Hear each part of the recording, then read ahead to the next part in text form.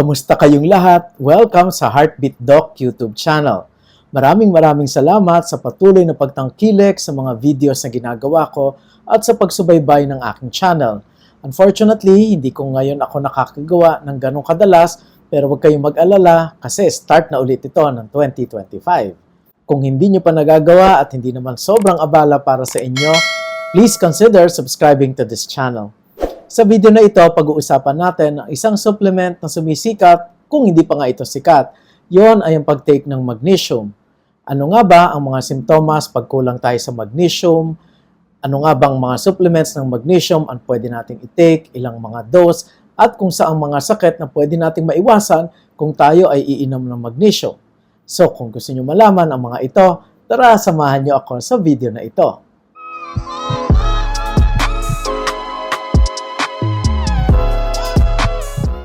Ang magnesium ay isang mineral na importante sa function ng ating katawan. Ito ay nagre-regulate ng ating heartbeat.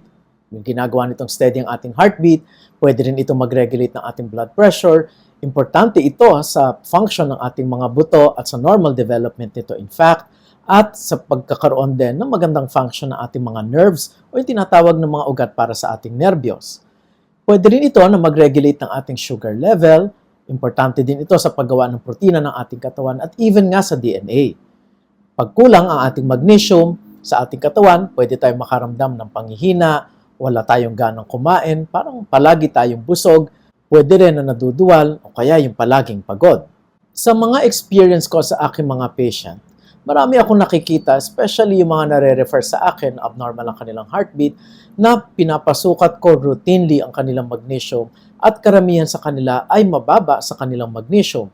Sa mga pagkain, ang mga mataas sa magnesium ay yung ding matataas sa fibers tulad ng gulay, ng prutas, yung mga legumes, yung mga nuts, sila ay mataas sa magnesium. Pero hindi naman tayo lahat ay kumakain yan at in fact, kahit nga sa US, ine-estimate nila na marami sa mga Amerikano ang mababa ang magnesium. I'm sure ganun din sa ating mga Filipinos. Aside from that, yung mga pasyente na may diabetes, o kaya yung mga pasyente na meron silang problema sa kanilang digestion, may problema sa kanilang bituka, ay pwede rin bumaba ang kanilang magnesium. Yung mga nagtitake ng mga PPIs, yung may tinatawag na proton pump inhibitors, tulad ng mga omeprazole, pantoprazole, esomeprazole, lalo pag matagal itong tinitake, ay pwedeng makapagpababa ito ng magnesium. Sa mga karamihan, kung hindi natin makukuha ang ating magnesium sa ating mga kinakain, pwede rin natin makuha ang magnesium sa mga supplements na pwedeng available na mabibili natin sa market. Yung mga preparations ng magnesium, mga sikat dyan yung magnesium sulfate, magnesium hydroxide, meron din magnesium glycinate at magnesium citrate. Saan nga ba sila effective? Kung titingnan natin yung mga over-the-counter medications na tulad ng mga antacids, sila ay may laman ng magnesium hydroxide. So yung magnesium, nakakababa ito ng acid production sa ating stomach. Ginagamit namin ito sa mga pasyente na may dyspepsia o kaya naman yung may mga hyperacidity. Pwede rin itong gamitin sa mga pasyente na naiimpatyo o yung mga may constipation at nahihirapang dumami. Kasi ang magnesium ay nakakapagpalambot ng dumi at nakakapagpagalaw ito ng bituka. Sa mga sakit naman na pwede nitong magamot, ang magnesium ay binibigay, especially yung intravenous or sa dextrose pinapadaan or sa suero, doon sa mga nagbubuntes na tumataas ang kanilang blood pressure at sila ay may seizure or pagkumbulsyon. Ang magnesium ay in fact treatment of choice o yung tinatawag sa eclampsia na sakit nila. Ginagamit din namin ito sa isang particular na heartbeat, tinatawag naming torsade de pointe.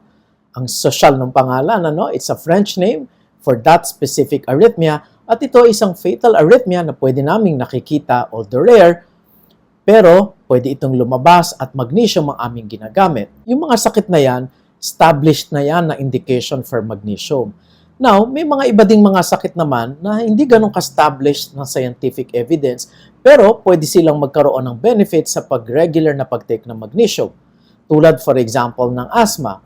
May mga trials na rin na lumabas na ginamit ang parenteral at oral magnesium sa mga pasyenteng may sumpong ng asthma na severe at napakita doon na mas mabilis gumaling at mawala ang sumpong ng kanilang asthma.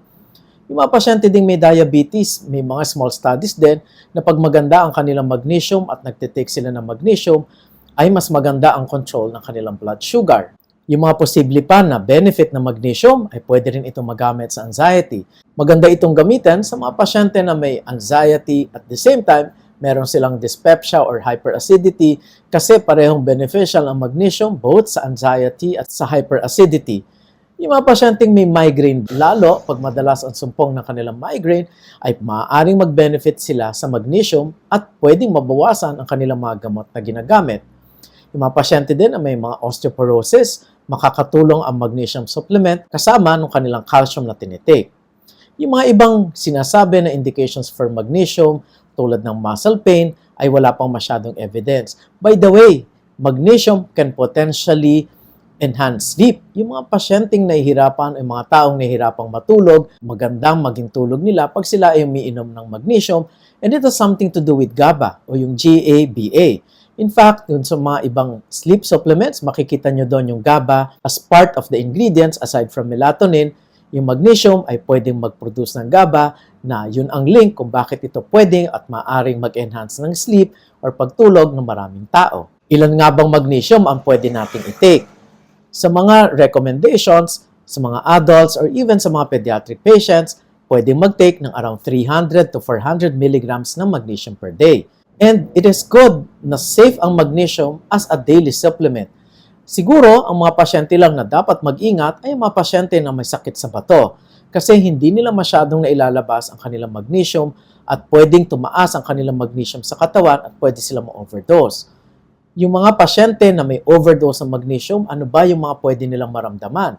Pwedeng bumaba ang kanilang blood pressure, pwede silang manghina, pwede silang magduwal at nagsusuka, pwede silang dumalas ang kanilang pagdumi o nagkakaroon sila ng loose bowel movement or diarrhea. So kung kayo ay nagtitake ng magnesium at nararamdaman nyo itong mga ito, importante na magpatingin kayo sa inyong mga doktor at itigil nyo muna ang inyong magnesium supplement. In summary, marami sa atin ang mababa ang magnesium dahil sa ating dietary habits. Masosupplement natin ito sa pagkain ng mga fibrous na pagkain tulad ng gulay, prutas, nuts, legumes. At kung tayo man ay hindi nakakaroon ng balance sa diet, pwede tayong mag-take ng magnesium supplement. Sana ay may muli kayong natutunan sa video na ito. Kung gusto nyo pa ng mga ganitong klase ng videos, please stay tuned to this channel and I will try my best to come up with more videos for 2025. Muli, maraming salamat sa pagtangkilik sa channel na ito. I will see you next time.